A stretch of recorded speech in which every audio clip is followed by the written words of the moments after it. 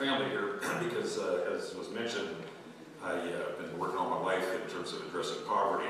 It used to be called the Fremont Public Association, but really the initials were FPA, Freedom from Poverty Through Action. Okay, and so that's what we all felt very strongly about. In order to address poverty, you have to take action. You being here is taking action.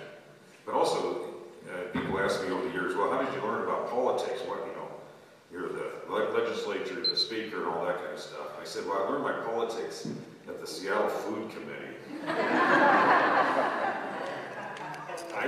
Before Trish, I hate to date myself, but before Trish was around, I was the semi-official coordinator of the Seattle Food Committee. And if you really want to know politics, set them on food bank coordinators arguing over crumbs. I mean, think about it. So consequently, the legislature is a piece of cake for me now after that experience. So, because it taught us not only to do the Lord's work in ending poverty and addressing hunger, it also tried to teach me, as best they could, how you work together. And it's not easy when you're really fighting over crumbs.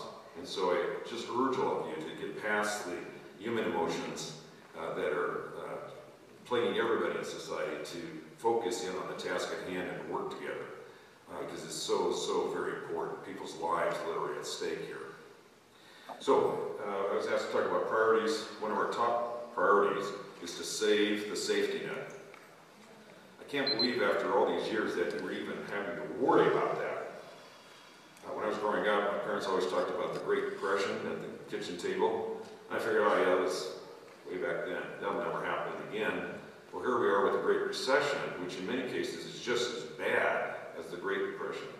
But things are much better in many ways, but still we're faced with something that should not even be thought of in a civilized society, that people go hungry and homeless and without care.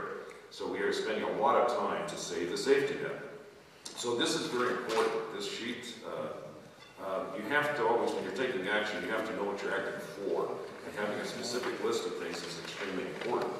Because in a legislative session, we need the list, and we put it in there and make sure that we do the best we can to fulfill the list. So we have this thing called the Safety Net Project, which I don't know if Tony is here today, but Tony is an integral part of that, so is a number of other people, including a member from the Children's Alliance. We have this sort of war room. I keep talking about war. Place of peace, but you get what I mean. It's very much of a focused advocacy effort called the Safety Net Project. We meet regularly, we develop our lists, we check the list against the budget proposals, and then I have to have a few conversations with certain budget people to make sure we take care of things. But because of the economic situation is so difficult, you can't necessarily do everything, and yes, we have to make some sacrifices in order just to survive. But my goal was just to save the safety net, even though it took some hits, because there are proposals out there over the last 4 years to wipe out the safety net. Okay? So we have to fight for that, because it's absolutely the most humane thing we can do, is to make sure we care for our fellow human beings. So